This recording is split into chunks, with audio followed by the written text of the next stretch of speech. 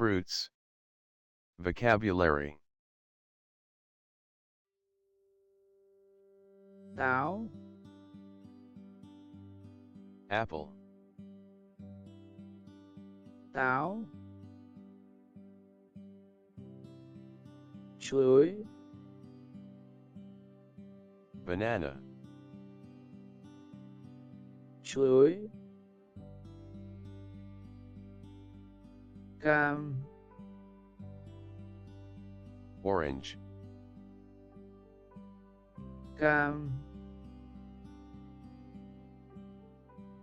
Dâu tây,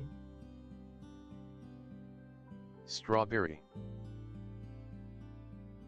dâu tây. Bờ gì bà? Breba. Bờ gì bà?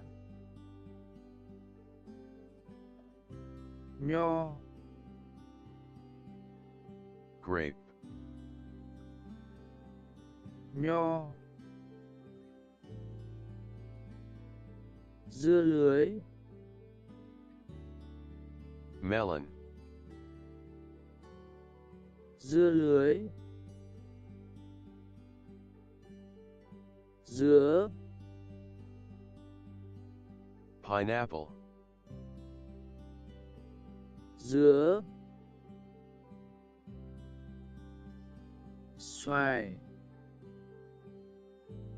Mango. xoài.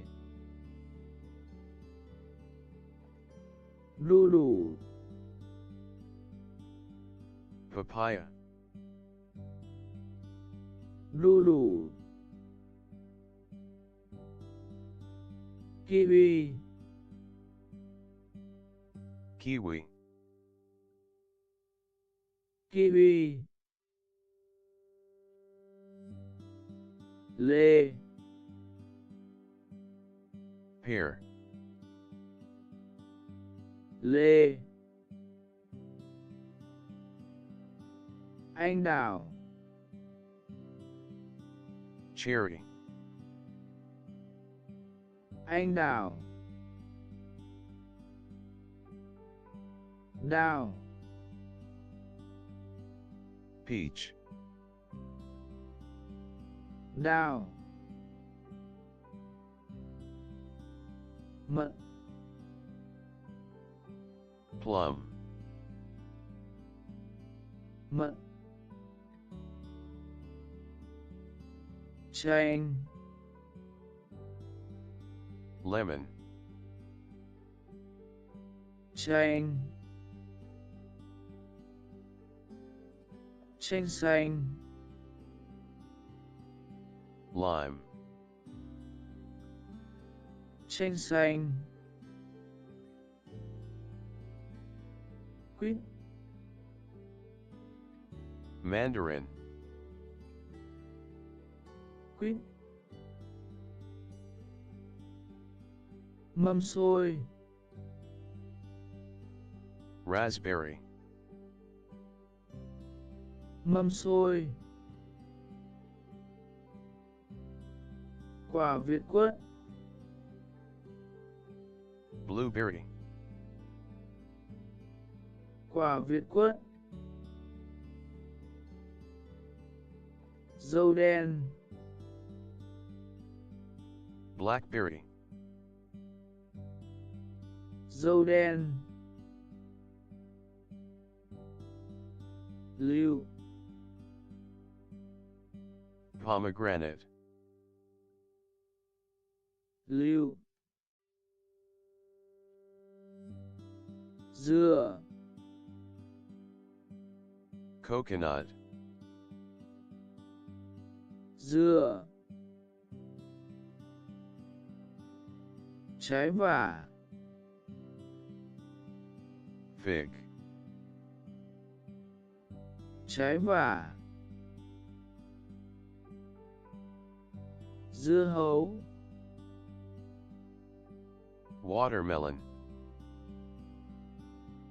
dưa hấu.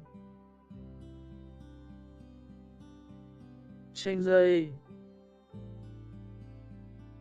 passion fruit, chanh dây, bơ, avocado, bơ,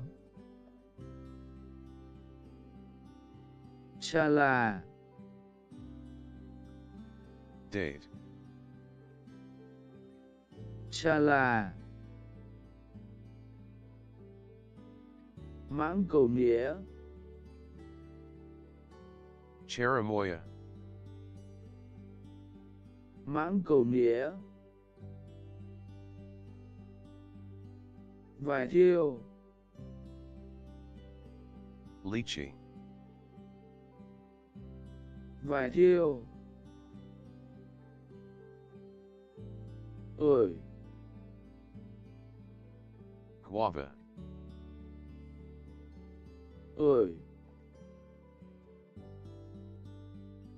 bưởi, grapefruit,